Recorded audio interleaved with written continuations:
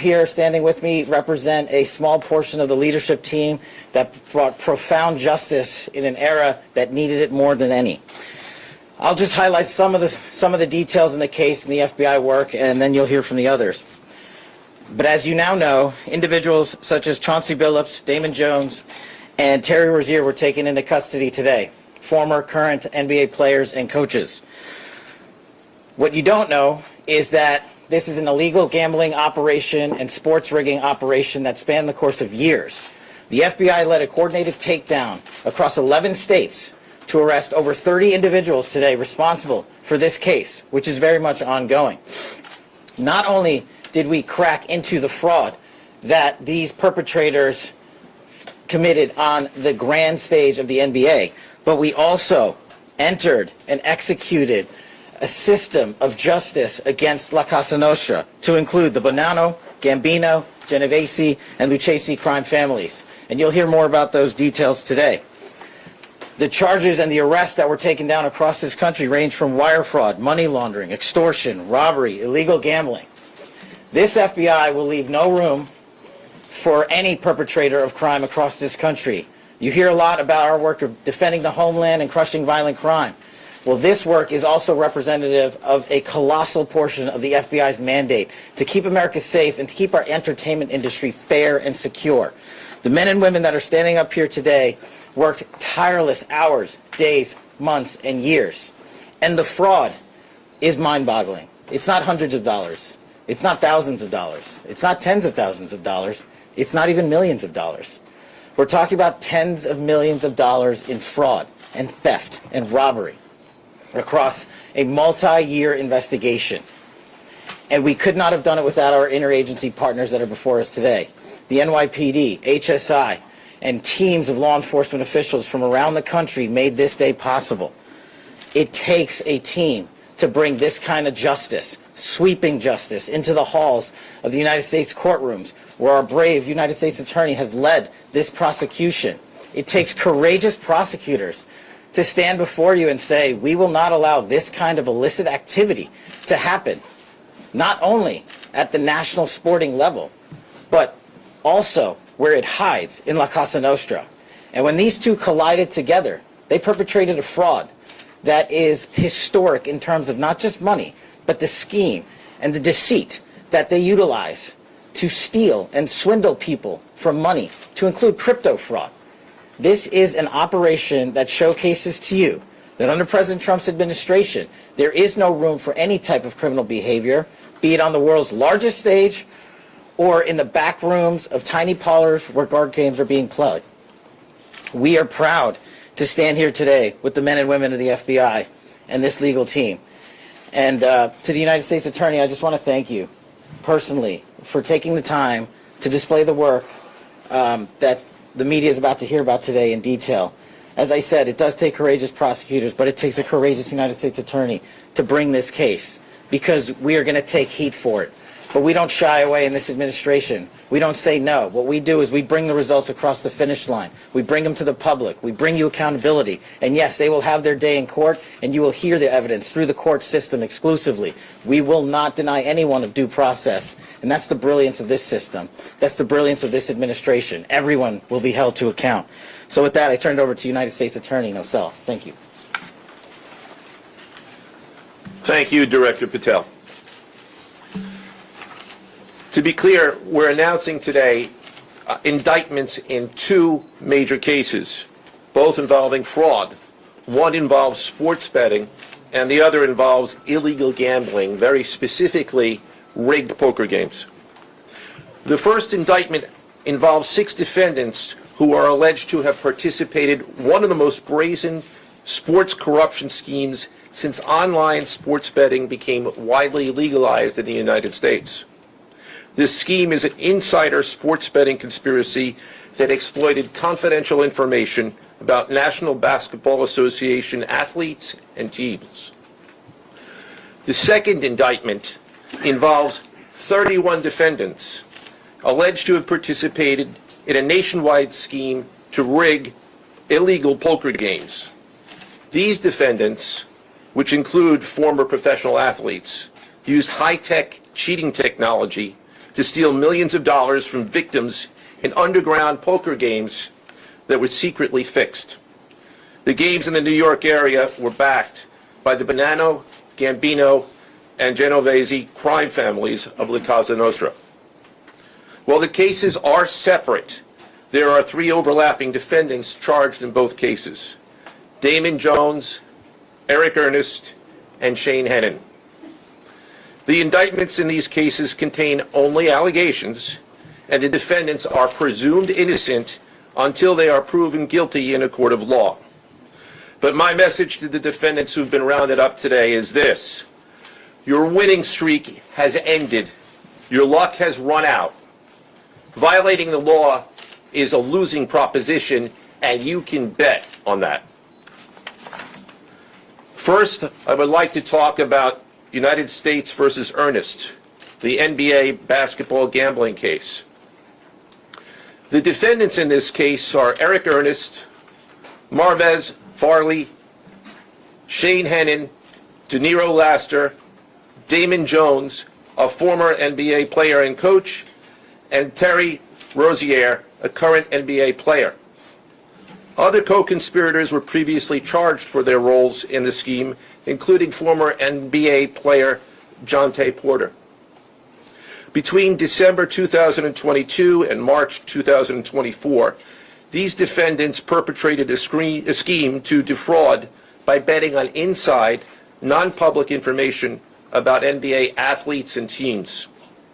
The non-public information included when specific players would be sitting out future games, or when they would pull themselves out early for purported injuries or illnesses.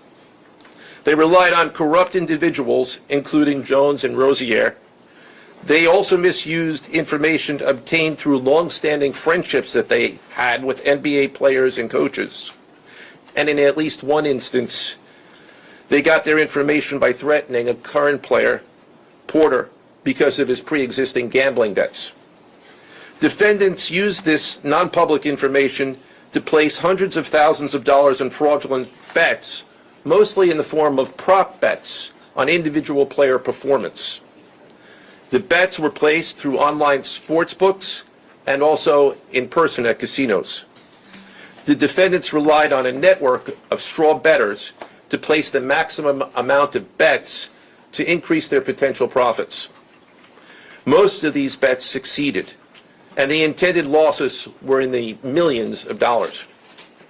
The defendants then laundered their illegal winnings in various ways: peer-to-peer platforms, bank wires, and simple cash exchanges. The indictment details specific examples where the defendants profited from illegal gambling and illegal betting on various NBA games about the performance of players on, among other things, the Charlotte Hornets, the Portland Trail Blazers, the Los Angeles Lakers, and the Toronto Rangers. Each defendant in the NBA basketball gambling case has been charged with conspiracy to commit wire fraud and conspiracy to commit money laundering. Now, I would like to turn to the other case, United States versus Aiello, the rigged poker game case. Beginning as early as 2019, the defendants in this case orchestrated a scheme to use wireless cheating technology to run rigged poker games across the United States, including in the Hamptons, Las Vegas, Miami, and Manhattan. The scheme targeted victims known as, quote, fish, who were often lured to participate in these rigged games by the chance to play alongside former professional athletes who were known as, quote, face cards. The so-called face cards included the defendant Chauncey Billups, who at the time of the scheme was a former NBA player and is currently the head coach of the Portland Trail Blazers, and also Damon Jones, a former NBA player and coach. What the victims, the fish, didn't know is that everybody else at the poker game, from the dealer to the players, including the face cards, were in on the scam. Once the game was underway, the defendants fleeced the victims out of tens or hundreds of thousands of dollars per game. The defendants used a variety of very sophisticated cheating technologies, some of which were provided by other defendants in exchange for a share of the profits from the scheme. For example, they used off-the-shelf shuffling machines that had been secretly altered in order to read the cards in the deck, predict which player at the table had the best poker hand, and relay that information to an off-site operator. The off-site operator sent the information via cell phone back to a co-conspirator at the table, and that person at the table was known as the quarterback. The quarterback then signaled secretly the information he had received from others to others at the table, and together they used that information in order to win their games and to cheat the victims. Defendants used other cheating technologies such as poker chip tray analyzers, which is a poker chip tray that secretly reads cards using a hidden camera, special contact lenses or eyeglasses that could read pre-marked cards, and an X-ray table that could read cards face down on the table. What you see depicted on the screen right now is an example of the X-ray table that reveals the cards. Although they are face down on the table, they can be read because of the X-ray technology. The Mafia, specifically members and associates of the Bonanno, Gambino, and Genovese organized crime families, had pre-existing control over non-rigged, illegal poker games around New York City. As a result, they also became involved in the rigged poker games, helping to organize the games and taking a cut of the proceedings, and working to enforce the collection of debts. The defendants laundered their proceeds, including through cash exchanges, the use of multiple shell companies, and through cryptocurrency transfers. As part of the scheme, some of the defendants and their co-conspirators also committed acts of violence, including the gunpoint robbery of a person in order to obtain a rigged shuffling machine, and extortions that were perpetrated against victims in order to ensure that they repaid their gambling debts. Defendants who participated in the rigged poker scheme are charged with wire fraud conspiracy. Other defendants have been charged with crimes including illegal gambling, money laundering, Hobbs Act robbery, and extortions. This case demonstrates our office's unrelenting commitment to fighting the scourge of organized crime in whatever form it takes. I'd like to conclude my remarks by thanking the incredible hard work of our law enforcement partners, including the FBI, Homeland Security, the NYPD, and the Waterfront Commission.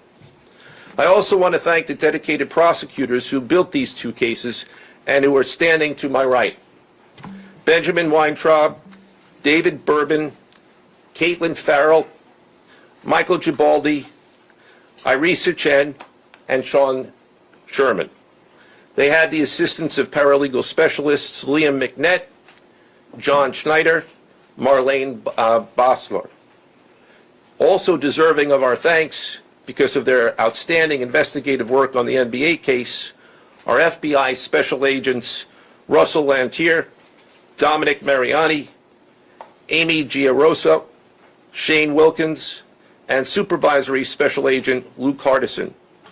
On the rigged poker game scheme, outstanding work was performed by FBI Special Agents Thomas Cribbin, Jeff Boriola, Jonathan Corona, Alexander Silverman, Amy Campanaro, and Supervisory Special Agent Michael Malahy, as well as NYPD Task Officer James McCullough, and from Homeland Security, Supervisory Special Agent Charles Freund, and from the Waterfront Commission, Detective Paul Shimborski. Finally, I want to note that the investigations in both cases are ongoing, and we encourage anyone with information about either scheme to please contact the FBI.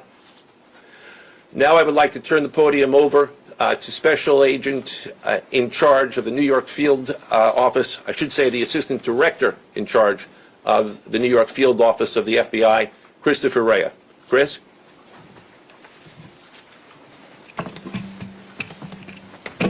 All right, thank you, Joe. As always, we appreciate the partnership here.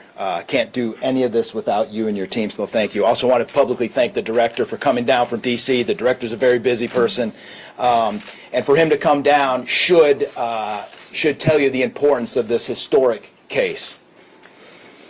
I'm Christopher Rea, the Assistant Director in charge of the FBI New York Field Office. Today, as you've heard, our office conducted a massive nationwide takedown from 2 indictments of 34 defendants for their alleged involvement in 2 separate illegal poker and sports betting schemes where, as you heard, the odds were rigged in their favor.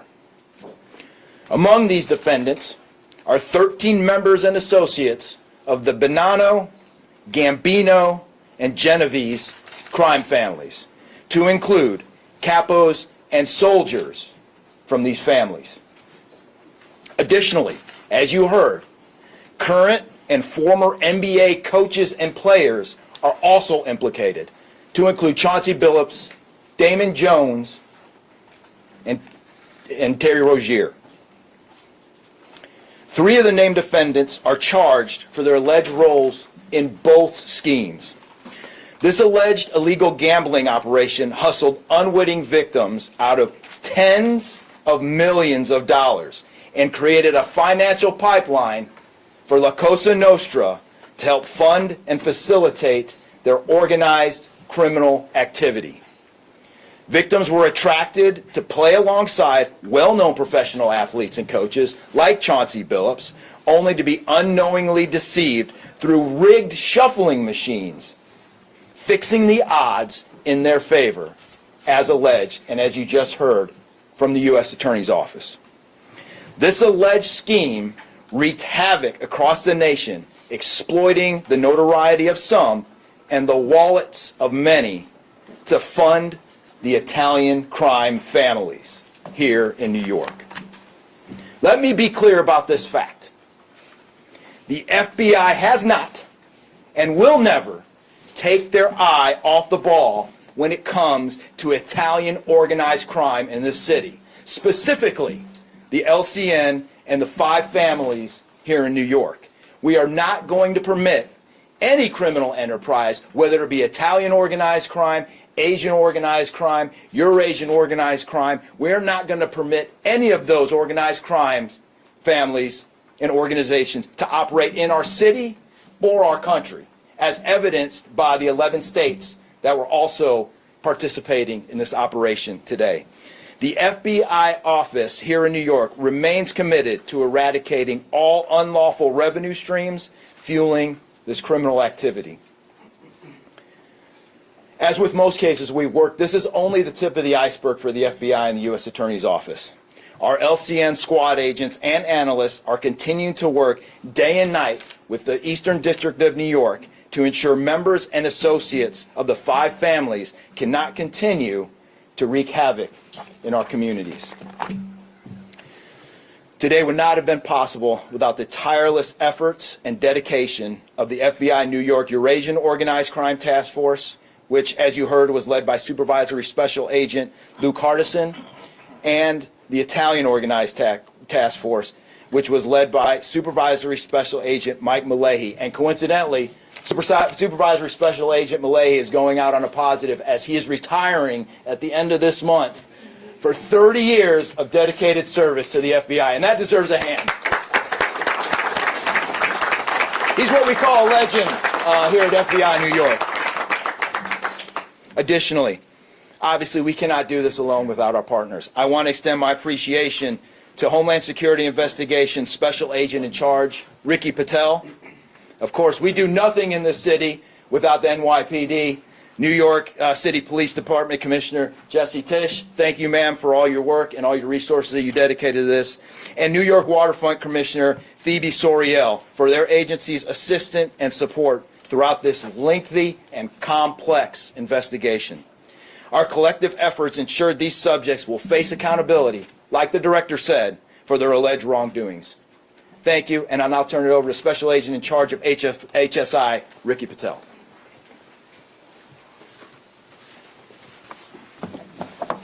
Thanks, Chris. Good afternoon, everyone. My name is Ricky Patel. I'm the Special Agent in charge for Homeland Security Investigations here in New York. This morning, hundreds of special agents and investigators with HSI, the FBI, the New York Waterfront Commission, and the NYPD descended upon the homes of individuals who for years have operated with the false sense of impunity, a false sense of incivility. In the early hours of today, across 9 states coast to coast, dozens of defendants were arrested and will face the consequences of their alleged crimes. This was their wake-up call. With the alleged involvement of 3 La Cosa Nostra crime families, 1 NBA head coach, a Hall of Famer, no less, and former NBA players, the years of investigative work that culminated with this morning's operation seem reminiscent of a Hollywood movie. But this wasn't luck, and this wasn't theatrics. This was an evidence-driven, relentless, and unified effort among law enforcement. Through what we have dubbed Operation Royal Flush, HSI New York, along with our task force personnel from the Waterfront Commission, first uncovered this scheme more than 4 years ago. Agents and investigators dedicated countless hours and sleepless nights in identifying the criminal network, dissecting communications and patterns, and following the money with precision. We built a case, piece by piece, and what we discovered was a sprawling criminal enterprise that utilized cutting-edge technology and various methods of deception to dupe unsuspecting gamblers into paying up so that these defendants could cash out. As alleged, this sophisticated conspiracy cheated victims out of at least $7 million and placed the public and the defendants alike at risk. This case involved global reach, financial depth, and the patience to dismantle complex financial criminal enterprises from the inside out. When criminal organizations attempt to launder profits through our country, HSI connects the dots and shuts it down. To anyone who thinks intimidation, fraud, or violence will shield their profits, understand this. If you are exploiting our communities, expect HSI and all of our law enforcement partners at your door. I would like to thank all our partners here today. Obviously, the United States Attorney's Office for the Eastern District of New York, the Waterfront Commission, the FBI, the NYPD, and the prosecutors that will carry this forward. Today's arrests are not an endpoint. They are the start of accountability. Thank you, and I now turn it over to Police Commissioner Jessica Tisch.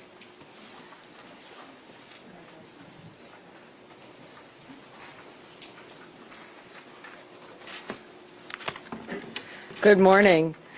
Thank you to Director Patel, Assistant Director Rea, and U.S. Attorney Nacella. What we're announcing today is not just another takedown. It's the result of more than 2 years of coordinated investigative work by the NYPD's Joint Organized Crime Task Force and the FBI. 2 cases that exposed criminal networks led by 34 individuals who believed the rules did not apply to them. They hid behind layers of complexity, behind money, and behind influence, believing those things would shield them from accountability. The first case, Operation Nothing But Bet, exposed a gambling ring built around professional basketball, where players and associates allegedly used inside information to manipulate prop bets on major sports betting platforms. They placed wagers on unders on players to score less, rebound less, assist less, using information that was not yet public. In some instances, players altered their performance or took themselves out of games to make sure that those bets paid out. One example occurred on March 23, 2023 in Charlotte. Terry Rozier, an NBA player now with the Miami Heat, but at the time playing for the Hornets, allegedly let others close to him know that he planned to leave the game early with a supposed injury. Using that information, members of the group placed more than $200,000 in wagers on his under statistics. Rozier exited the game after just 9 minutes, and those bets paid out, generating tens of thousands of dollars in profit. The proceeds were later delivered to his home, where the group counted their cash. As the NBA season tips off, his career is already benched, not for injury, but for integrity. As a result of this investigation, 6 defendants, including Rozier, are now facing conspiracy to commit bank and wire fraud. In a second case, Operation Zen Diagram, investigators uncovered a long-running scheme in which members and associates of several well-known organized crime families rigged high-stakes poker games across the country. These operatives included capos and multiple soldiers from the Bonanno, Gambino, Lucchese, and Genovese crime families. Bringing 4 of the 5 families together in a single indictment is extraordinarily rare. It reflects how deep and how far this investigation reached and the skill and the persistence it took to get here. That work uncovered a deliberate, technologically sophisticated operation designed to carry out their crimes. They used custom shuffling machines that could read the order of cards, barcoded decks, and hidden cameras built into tables and light fixtures. The organizers also enlisted well-known public figures, former and current NBA players and coaches, including Chauncey Billups, the head coach of the Portland Trail Blazers, an NBA champion and a Hall of Famer, to make the games appear legitimate.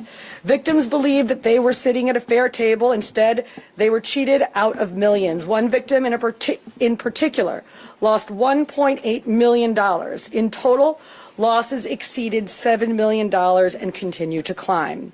And when people refused to pay, these defendants did what organized crime has always done. They used threats, they used intimidation, and they used violence. It's the same pattern that we have seen for decades. Traditional mob enforcement methods combined with new technology to expand the reach of their operations.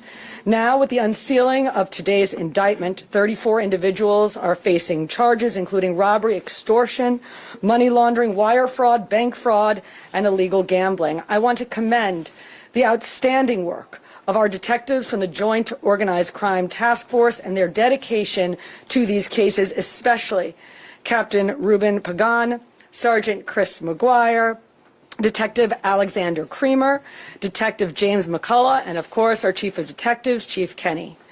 As part of these investigations, our members recovered and reviewed thousands of hours of video, conducted extensive surveillance on illegal gambling locations across the city, and executed more than 24 search warrants on electronic records that revealed the true extent of this conspiracy. Once again, the work of our detectives, together with the FBI and the U.S. Attorney's Office, closed those gaps before they could widen further.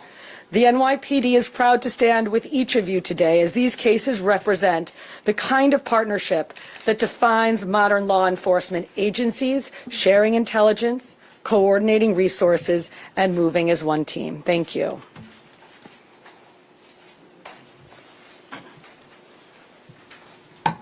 If anyone has any questions that they'd like to ask, now is the time. I had a question about the structure of the case. Is it the investigation into one case, did that lead into the discovery of the other? If you could talk more about the link between the two. I'm not at liberty to discuss either the background of the investigation itself or the investigation as it continues. So I'm afraid I can't really explain to you other than the fact that both cases have been unsealed today, and there was an overlap that has been discussed already with respect to certain of the defendants. Are any other NBA players Yes. suspected? Chauncey Porter claimed that he had a gambling addiction. Did Rozier or Billups or Damon Jones claim the same thing at all? With respect to any allegations or defenses that have been made by any of the defendants, they will have their opportunity to present them in court. We're not here to air those at this time or to discuss them. Yes.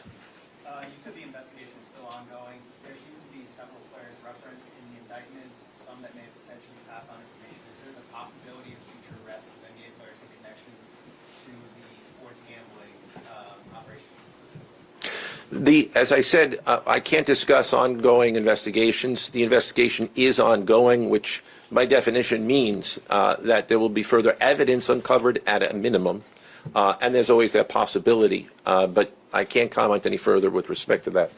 Yes? Thank you. Director Patel, You had said in your comments, we're going to take heat for this case. Why do you say that, and what efforts might you take to counter that? It's not popular to go after some of the defendants that we went after today, but justice is served blindly. And how do we countermand that? Simple. The unsealing of these indictments today shows the force of the Department of Justice and our great Attorney General and the leadership that we have at the FBI and the team here to specifically mete out justice. And look, let's not, mince words. This is the insider trading saga for the NBA. That's what this is. That's why we are going to take heat. But as the evidence comes out, as the indictments are unsealed, you will see the extensive work these men and women put in, countless hours over years, and that's how we countermand it. Director Patel, so the dates of these indictments that they were filed are October 9th and October 16th. Can you talk about the timing of moving in now? Why now? We will not publicly discuss the timing of when we do takedowns. I will only say that we do takedowns in a coordinated fashion with our law enforcement partners and the U.S. Attorney at the appropriate time to make sure that we ensure the integrity of the investigation, as the United States Attorney said, an investigation that is very much ongoing. Director Patel, you said insider trading for the NBA. What are the implications of this case for other sports leagues and for the legal gambling industry in general? Simple. If you're participating in the legal gambling industry, you got nothing to worry about. If you're participating in illegal conduct, you got everything to worry about, and this case shows it. Did the illegal conduct cross with the legal sports betting platforms in any capacity? And if so, is that the search warrants that the police commissioner just referenced? I'm not sure I quite understand your question. You're asking if the illegal conduct... If it crossed with, like, the sports betting industry, or the online sports betting? The sports books themselves are victims in this case. They themselves did not, as far as our investigation has concluded, they did not perpetrate anything unlawful. Are you able to say which sports books or online outlets they use to make these bets? I'm not going to respond to that at this time, but that information will be made public. Yes? Can you identify the access point where these co-conspirators were able to recruit these, famous people to partake in the schemes? When you say the access point, They were able to recruit them? I'm not sure which case you're referring to. Both. Well, Rozier, how he was recruited, Damon Jones in the NBA scandal, and then Billups for the poker game. We're not at liberty to say that at this time. That will be revealed in due course. Yes. No, he was being... What is your question, sir? Hey, thanks for being here. You just said that the sports books themselves are the victims, at least in the indictment involving Terry Rozier and others. They're among the victims. Okay, but those companies make, as we all know, they make a crazy amount of money off of a lot of everyday Americans make bets and mostly lose them.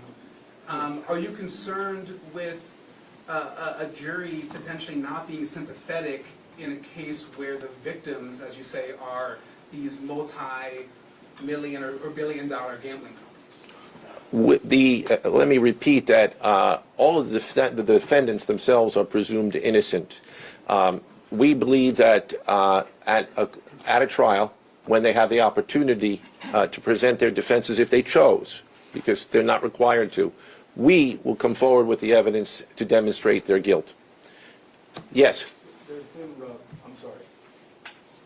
Did the NBA cooperate with this investigation at all? The answer to your question is yes, the NBA has cooperated with the investigation. Yes, sir. There's been a reason to believe there's an associated college basketball element to this. Can you confirm that, or is there another investigation or part of this investigation that will affect college basketball? The investigations that we announced today did not involve college basketball. Last question. Yes. There was an emphasis on the Italian crime presence, organized crime in New York. Can you give us a sense of the strength and status of Italian organized crime in New York right now? No, I'm sorry. That would be a question that goes beyond what we're here to discuss today, which is these two indictments. Thank you. Everybody.